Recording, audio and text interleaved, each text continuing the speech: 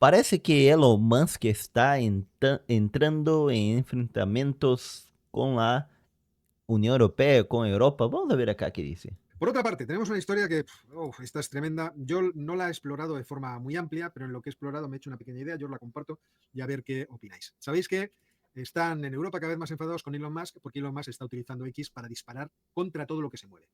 Y ha salido Macron Mira. diciendo que, bueno, esto de que Elon Musk tenga tanta influencia en las redes sociales puede entenderse que es una interferencia en las elecciones y yo creo que poco a poco se va creando en Europa una idea de cómo se le va a meter mano a la influencia que tiene Elon Musk dentro de las redes sociales. Hablamos de esta cuestión en verano, yo estaba en Los Ángeles además cuando hice aquel vídeo, acerca de cuál había sido la posición de Brasil contra Elon Musk, lo que había sucedido allí, qué influencia tenía sobre la libertad de expresión. Porque acá en Brasil, vamos a decir que pasó, ¿no? Quedamos casi un mes sin el Twitter o sin el X, justamente porque hubo enfrentamientos entre Musk y la Suprema Corte de Brasil, en el cual los jueces querían que sacase algunas cuentas, algunos perfiles de Twitter y Trump no lo quiso sacar, entonces suspendieron el X de Brasil. Para entrar tenemos que entrar con VPN. Y bueno, después Trump cedió y hizo lo que quiso la Suprema Corte y todo eso. Pero también hablábamos acerca de cómo Elon Musk había transformado, sus ingenieros, mejor dicho, habían cambiado el algoritmo de X para favorecer la visibilidad de los tweets de Elon Musk. Y bueno, eso se dio muy evidente porque los tweets de Elon Musk no se le pierden a nadie, ¿eh? Te aparecen en esa línea de tiempo que hay en X de forma, en fin, muy, muy sencilla. Y ahora mismo le vemos a Elon Musk que claramente, de forma cada vez más clara e intensa, está utilizando X dentro de lo que es una guerra cultural contra el progresismo, contra el wokismo, podéis denominarlo con el apellido que queráis, contra las políticas progresistas o contra la ideología progresista, proponiendo un movimiento conservador que tiene en realidad muchas características contradictorias en su interior, que van desde los proteccionismos populistas hasta el liberalismo libertario populista, también en este caso de Milei, a lo que queráis, pero que son en general movimientos que se caracterizan por esa oposición a la ideología progresista que, bueno, ha gobernado Europa en los últimos decenios de manera, yo creo que, en fin, incontestada. Incontestada porque se encuentra tanto en partidos de izquierda como en partidos de derecha. Y en esto, Elon Musk está atacando de forma muy violenta para conseguir cambios electorales importantes.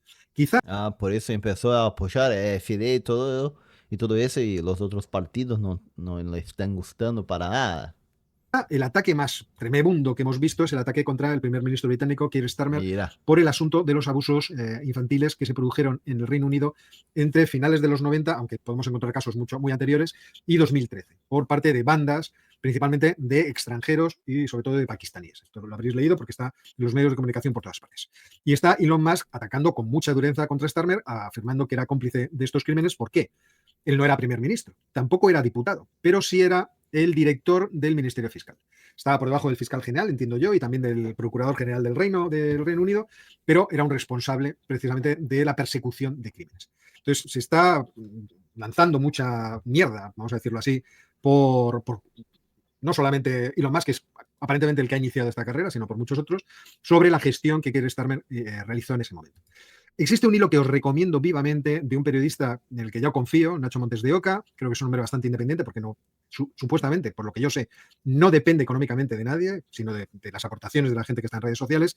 Y entonces le entiendo que como yo tiene esa independencia de criterio, que se puede equivocar más o menos, pero tiene independencia de criterio. Y en este hilo, pues hace una búsqueda, igual que hice yo una búsqueda, y llega a conclusiones muy parecidas a las mías, pero obviamente mejor trabajadas las suyas que las mías, ¿de acuerdo? Quiero dejar esto claro. El periodo del que estamos hablando es un periodo en el que hubo muchos primeros ministros de diversos signos políticos. Empiezan los laboristas de izquierdas, luego siguen los conservadores, y por lo tanto los tres primeros serían Tony Blair, Gordon Brown y David Cameron, los que están responsables de la gestión de lo que sucedía en el Reino Unido, vamos a plantearlo así. Y lo que vemos es que desde 2010, incluso antes, ya empiezan a aparecer noticias acerca de estos crímenes. Esta noticia es de 2012, por ejemplo, se habla de más de 1.000 niños en Telford, Inglaterra, explotados sexualmente. qué cosa eso, ¿no? Y la justicia parece que no hizo nada. ¿Qué cosa? no voy a compartir cuestiones morbosas. A mí, obviamente, esto, como a todos vosotros, me causa un dolor. Solamente leerlo me causa un dolor espantoso. También noticias de 2014, 1.400 niños. Es decir, todas estas cosas ya se sabían. Esto es en Rotherham, que es uno de los focos más importantes de lo que ocurrió. Precisamente, fijaos que ahí ya Bueno, por lo menos creo que, bueno, dando más visibilidad como está haciendo Elon Musk, que los políticos van a tener más miedo. se habla del origen de los responsables, se habla de todo. O sea, ¿no? Ya en aquellos años, ya todo ese asunto estaba ya en marcha, ya era conocido. Y ya se empezaron a producir condenas desde el año 2010. Tengo a continuación el asunto de las condenas, lo iba a poner, pero entiendo que no, es que no merece la pena, es una cosa bastante espantosa. Y efectivamente, en esos años, el que estaba al cargo, como os digo, director del Ministerio Fiscal era Keir Starmer, que ahí le veis en 2013 afirmando que Mira, cambiar las directrices o los juicios por abuso infantil. ¿Por qué? Porque uno de los problemas que se encuentran, por lo menos en lo que yo he leído, no voy a dar de experto en este asunto, pero yo en lo que he buscado y he encontrado, existía un gran problema para creer a las víctimas. Acordaos que esto del CSI, que ha sido muy criticado, sin embargo, es una cuestión que tomado de forma radical es un espanto porque acaba con la presunción de inocencia, pero es una cuestión importante porque muchos de estos crímenes, cuando están realizados contra menores, se encuentran con la barrera de que el menor no es capaz de dar cuenta de lo que le ha ocurrido, en muchos casos por su inexperiencia, pero también por el concurso de drogas que se han utilizado para todo este tipo de crímenes. Entonces, la demostración de los hechos se hacía especialmente difícil. Y en este asunto, ahí se metieron precisamente para hacer eso. Hasta ahora las víctimas habían sido descreídas o desanimadas, decía Keir Starmer. Pero con las nuevas directrices representan un paso hacia un conocimiento más sofisticado de la psicología y por lo tanto daban armas mejores a los jueces para enfrentarse con este asunto. Y bueno, ya en aquellos tiempos Keir Starmer reconocía, dejadme que me quite yo, reconocía los errores tremendos que se habían producido. Fijaos que esto es una noticia de 2012 respecto de esos crímenes. Si queréis saber un poco más del asunto, yo os recomiendo este artículo de la BBC.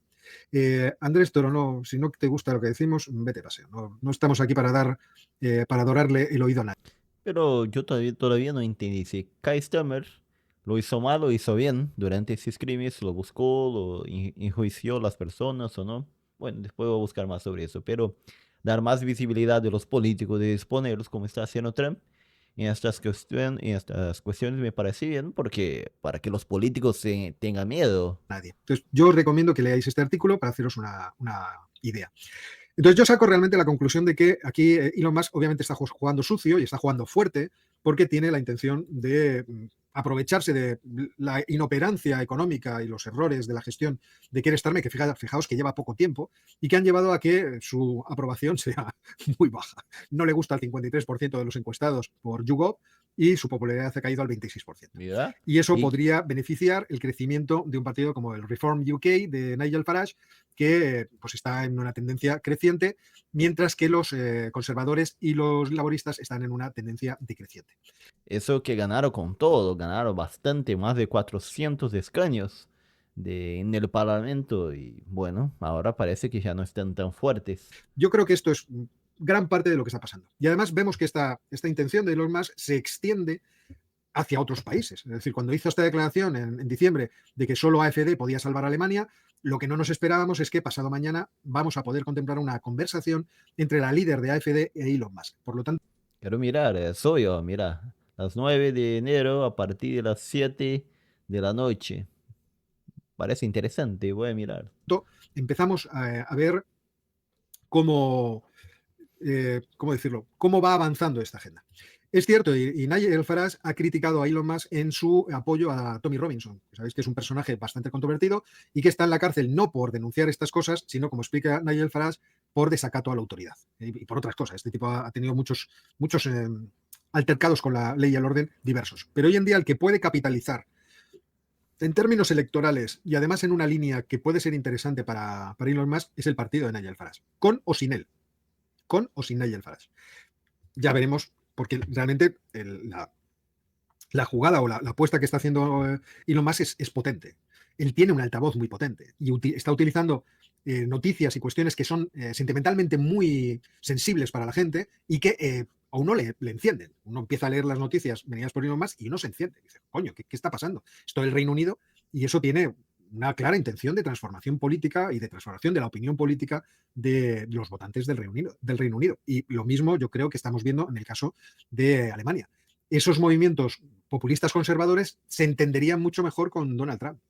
Y por lo tanto, ahí se produciría un movimiento de cambio sociopolítico, que no estoy diciendo que sea bueno o malo, pero creo que es la intención que está haciendo Elon Musk con todo esto de forma clara. A mí no me importa que Elon Musk tenga una opinión conservadora.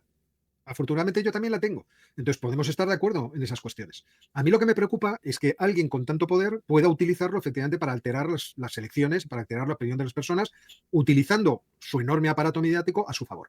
Y de la misma forma que me preocupa con él, me preocupaba, por ejemplo, con George Soros. Yo no estoy en desacuerdo cuando, por ejemplo, Elon Musk critica a George Soros, o cuando alguien critica a George Soros, o cuando criticamos, por ejemplo, cómo las grandes productoras de cine y de televisión nos quieren educar a través de productos cinematográficos porque es necesario este asunto de la pedagogía pública que transforme nuestras opiniones. Y me permitís que a Daniela la dé la bienvenida como miembro del canal. Entonces, desde ese punto de vista, a mí me preocupa. Y me preocupa como liberal. Y yo esto creo que ya lo he dicho alguna vez en el canal. Igual que me preocupa como liberal el problema que plantea para mi libertad un Estado excesivo y excesivamente intervencionista, a mí me preocupa como liberal que determinadas personas con mucho poder económico o corporaciones con mucho poder económico también puedan afectar a mi libertad. Y desde ese punto de vista, yo he criticado en el pasado a individuos como George Soros y creo que tenemos que tener un ojo cada vez más puesto en estas maniobras de Elon Musk. A mí me lo parece. Aunque a uno le pueda caer simpático o puede estar uno en sintonía ideológica.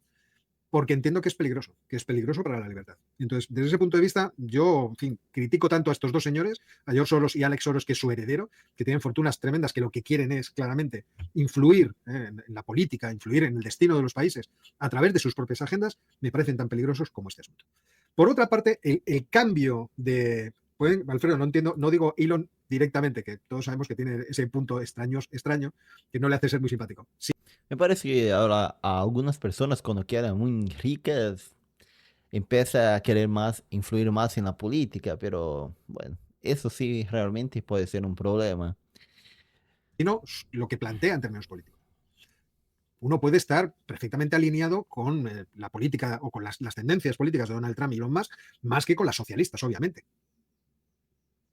Entonces, pero a mí me preocupa que, en fin, que estos movimientos se realicen con las cartas marcadas o utilizando el enorme altavoz que se tienen para influirnos. Y como lo hemos visto de forma creciente con todos los productos ideológico-culturales que se han producido en Hollywood, pues yo lo que veo es que ahora vamos a ver algo parecido desde el otro punto de vista. Entonces, claro que me preocupa bastante. Incluso me preocupa esta noticia de hoy. No que Facebook abandone a estos especialistas en hacer el fact-checking, ¿no? En decir qué cosas son ciertas o no son ciertas de su plataforma. Creo que es mucho más positivo la existencia de las notas de las community notes, las notas de la comunidad, pero que haya metido dentro de la junta de administración de Meta, haya metido a Dana White, que es íntimo amigo de Donald Trump, no solamente el CEO de la UFC, pero íntimo amigo de Donald Trump. Estamos viendo cómo las grandes fortunas dicen, oye, Elon ha cogido ahí una posición de gran privilegio, pues yo también quiero. Vamos a ver cómo se van aproximando en términos ideológicos, igual que veíamos con los demócratas como gente, por ejemplo, como Tim Cook, el presidente de Apple, se aproximaba a los demócratas. O sea, este tipo vamos a, entre comillas, contubernios, claro que me parecen preocupantes, me parecen especialmente preocupantes. Bueno, sí, bueno, creo que sí, realmente hay intervención de la gente muy rica en lo que puede ser la información, lo que puede entender la gente de la realidad, puede tener problemas, pero las postajes en lo que hace en Trump en Twitter, no creo que sea tan problemático como Jorge Soros o las teles de los países y todo eso. Bueno, vamos a ver qué dice la gente acá en los comentarios.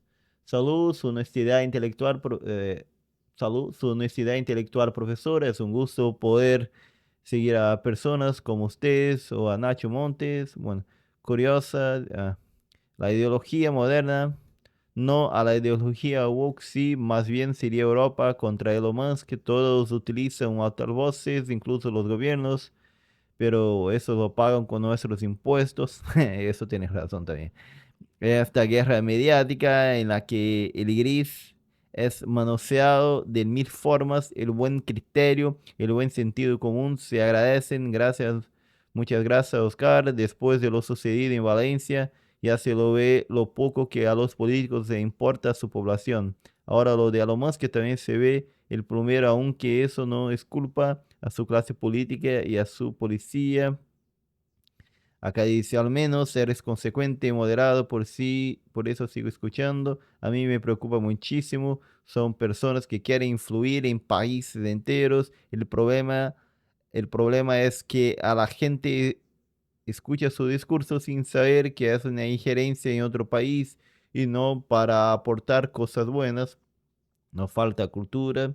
Cuando los millonarios se deciden de lleno a la política, la democracia se transformará en una autocracia, porque la llegada de la voz de estas personas es extremadamente superior a la de cualquier otra persona.